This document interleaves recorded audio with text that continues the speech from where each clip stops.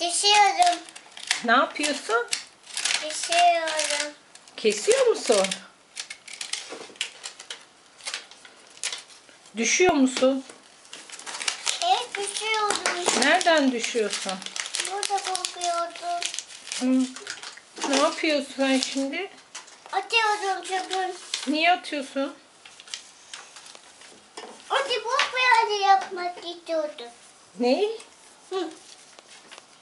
Ne yapmak istiyorsun? Küçük babaanneyle saklamaya Hı. saklamak istemiyordum. Hı. Küçük kupa ellemiyorum. Hmm.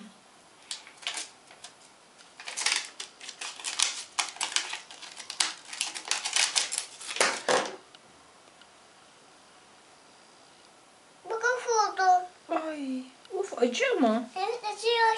Aa. Öpsün anne geçsin mi? Öp. Tamam.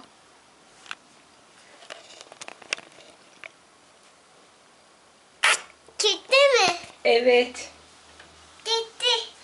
Aa, Geçti mi? evet gitti. Ay çok güzelmiş. Gitti anne.